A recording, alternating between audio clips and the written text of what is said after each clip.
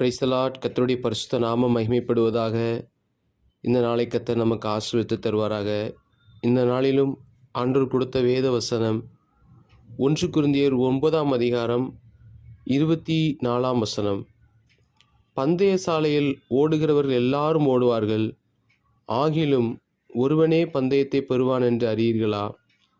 நீங்கள் பெற்றுக்கொள்ளத்தக்கதாக ஓடுங்கள். அல்லேலூயா. ஒரு விசுவாசியுடைய வாழ்க்கை எதோட கம்பேர் பண்ணி சொல்கிறாரு பவுல்? ஒரு ஓட்ட பந்தயம். ஓட்ட பந்தயத்தில் ஓடுகிற எல்லாரும் ஓடுவாங்க, ஆனால் ஒருத்தன் தான் என்ன செய்வான்? ஜெயிப்பான், பந்தயத்தை பெறுவான். ஆனால் இந்த ஆவிக்குரிய ஓட்டம் எப்படி தெரியுமா? யாரெல்லாம் ஓட்டத்தை கிறிஸ்துவுக்குள்ளே முடிக்கிறாங்களோ எல்லாருக்குமே பந்தயம் உண்டு, பொருள் உண்டு, பிரைஸ் எல்லாத்துக்குமே உண்டு. ஆனால் கிறிஸ்துவுக்குள்ளே ஓட்டத்தை நிச்சயம் முடிக்கணும். இப்போ ஓடிட்டு இருக்கிற நம்மளை தடுக்கிறதுக்கு தான் அந்த உலகத்தில் என்ன இருக்குது? பாவம், இச்சை, பிசாசு, உலகம், மாமிசம், இதெல்லாம் என்ன செய்யுது? தடை செய்யுது. அப்போ இதில் 25ஆவது வசனத்தில் பாருங்கள், பந்தயத்துக்கு போராடுகிற யாவரும் எல்லாவற்றிலும் இச்சை அடக்கமாய் இருப்பார்கள். இந்த இச்சை அடக்கம் நமக்குள்ள ரொம்ப தேவை.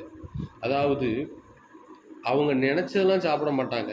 ஓட்டப்பந்தயத்தில் ஓட போகிறவங்க இந்த ஒலிம்பிக்கில் ஒரு பொண்ணுக்கு 100 கிராம் உடம்பு வெயிட்டு கூட்டிட்டுன்னு சொல்லி ஓடக்கூடாதுன்னு தடுத்துட்டாங்க. ஒலிம்பிக்கில் எல்லாருக்கும் ஒரே வெயிட்டு தான் இருக்கணுமா. 10 பேர் ஓடுறாங்கன்னா 10 பேருக்கும் 50 கிலோனா 50 கிலோ தான் இருக்கணும். இந்த பிள்ளைக்கு 50 கிலோ விட ஒரு 100 கிராம் கூட இருந்ததுக்கே என்ன செய்யலை. அப்போ சாப்பாடுல ஏதோ ஒரு கண்ட்ரோல் இல்லைன்னு நினைக்கேன்.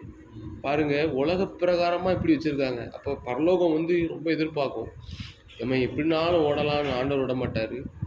இச்சை அடக்கத்தோடு ஓடணும். அதாவது அவங்க சாப்பாட்டில் ஒரு இச்சை அடக்கம், நமக்கு கண்களில் ஒரு இச்சை அடக்கம், என்ன மாம்சத்தின் இச்சைகளை அடக்கணும், கண்கள் இச்சை அடக்கணும். அதை அடக்கி தான் ஓடணும். அடக்கி ஓடணும் அப்படின்னா நம்ம பந்தய பொருளை என்ன செய்யலாம்? பெற்றுக்கொள்ளலாம். ஆனால் அது உலகத்தில் நமக்கு இருக்க தான் செய்யும். என்ன சாப்பிடணும்னு ஆசை வருமா வராதா? யோசித்து பாருங்கள். அவங்க ஒரு கல்யாண வீட்டுக்கு போகிறாங்கன்னா, பந்தய சாலை ஓடுறவங்க கல்யாண வீட்டுக்கு போகிறாங்கன்னா அங்கே மட்டன் இருக்கும், பிரியாணி இருக்கும். ஆனால் அவங்களுக்கு ஒரு நோக்கம் இருக்கும், நான் அடுத்த வாரம் ஓடணும், நான் உடம்பை ஏற்றிட்டேன்னா நிச்சய முடியாது, ஓட முடியாது. அதனால் கண்ட்ரோலாக இருக்கணும். இது மாதிரி பரலோக சிந்தையோட கூட நான் எப்போனாலும் என்ன செய்யலாம்? ஆண்டவருடைய வருகை இருக்கலாம், என்ன எப்போனாலும், அல்லது என்னுடைய மரணம் இருக்கலாம். அப்போ நான் இச்சை அடக்கம் இல்லாமல் நான் இஷ்டத்துக்கு நான் என்ன செய்யக்கூடாது? வாழ்ந்துட்டேன் அப்படின்னா அந்த பந்தய பொருளை என்ன செஞ்சிருவேன்? இழந்துருவேன்.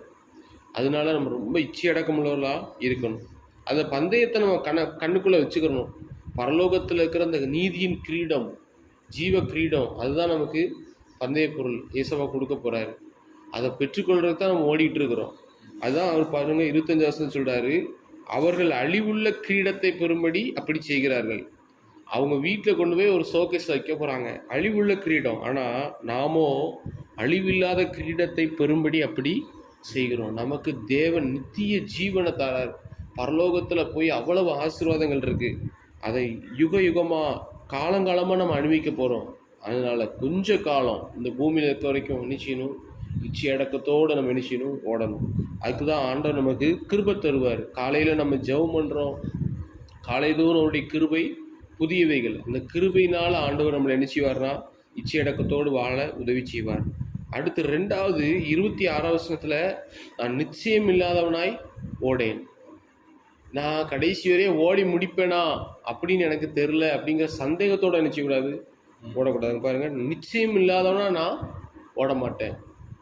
நான் விழுந்துருவேனோ, நான் கடைசி வரையே ஆண்டருக்காக ஓடுவேனான்னு தெரியலையே அப்படின்னு ஒரு சந்தேகத்தோடு நினச்சக்கூடாது, ஓடக்கூடாது.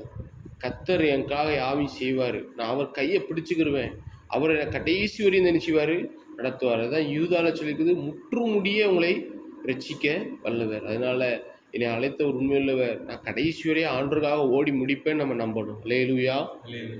3வது, அந்த ஆகாயத்தை அடிக்கிறவனாய் சிலம்பம் பண்ணேன். அப்படின்னா என்ன அர்த்தம்னா, நம்ம எப்படினாலும் ஓடனாங்கிற ஒரு நம்ம எதை வைக்காதபடிக்கு ஆண்டவர் நிச்சயம் இருக்குன்னா சில பிரமாணங்களை கொடுத்துருக்கிறார். அந்த பிரமாணத்தின்படி நம்ம ஓடணும். அதான் சட்டத்திட்டங்கள். சட்டத்திட்டங்களை படி நம்ம ஓடணும் அப்படின்னா சங்கீதம் 119 இருக்குது, உங்களுடைய கற்பனைகளின் வழியாக நான் என்ன செய்வேன், ஓடுவேன்னு சொல்கிறார். அதுபடி நம்ம ஓடணும்னா நிச்சயமாக நம்ம என்ன செய்யலாம், நித்திய ஜீவனை பெற்றுக்கொள்ள முடியும். அந்த சட்டத்தின்படி நமக்கு ஓடும் பொழுது நித்திய ஜீவனை நம்ம பெற்றுக்கொள்ள முடியும், அழிவில்லாத கிரீடத்தை பெற்றுக்கொள்ள முடியும். 3 காரியம் நம்ம ஓடுகிறோம். 3 காரியம் நம்ம ரொம்ப முக்கியம்னா இச்சை அடக்கம் வேணும். ஏன்னா பரலோகத்துக்கு நம்ம என்ன செய்கிறோம், போக போகிறோம். அந்த கிரீடத்தை பெற்றுக்கொள்ளணும். 2வது நிச்சயத்தோடு ஓடணும். நான் கடைசி வரையே ஓடி இயேசுப்பாவுக்காக முடிப்பேன் அப்படின்னு. 3வது இங்கே வாசித்தபடி சட்டத்தின்படி ஓடணும். ஒரு ரூல்ஸ் வச்சுருப்பாங்க, அந்த ரூல்ஸ் படி தான் அவங்க என்ன செய்யணும், ஓடணும். எப்படியாவது நான் ஓடுவேன்னு சொல்லி ஓட முடியாது. அவங்க கரெக்டாக இப்படி தான் ஓடணும்னு வச்சுருக்காங்க. அதுமாதிரி தான் இந்த பைபிளில் வசனத்தை கொடுத்துருக்காரு ஆண்டவர். இதன்படி வாழ்ந்துனா நம்ம என்ன செஞ்சிடலாம், ஓட்டத்தை முடிச்சிடலாம். இதன்படி நம்ம வசனத்தை நம்ம ஓரமாக வச்சுட்டு நானும் ஆண்டோடைய பிள்ளை தான் எப்படினாலும் ஓடுவேன் அப்படின்னு ஓடாமல், ஏசப்பா அந்த வசனத்தில் என்ன சொல்லியிருக்கு அதன்படி நான் ஓடணும், இதை சட்டம், இதன்படி ஓடணும்னா நம்ம கண்டிப்பாக என்ன செஞ்சிருவோம், ஓட்டத்தை ஜெயமாக முடிச்சிடலாம். அல்லேலூயா. கர்த்தர் தாமே இந்த வார்த்தையை நம்ம ஆசீர்வதிப்பாராக.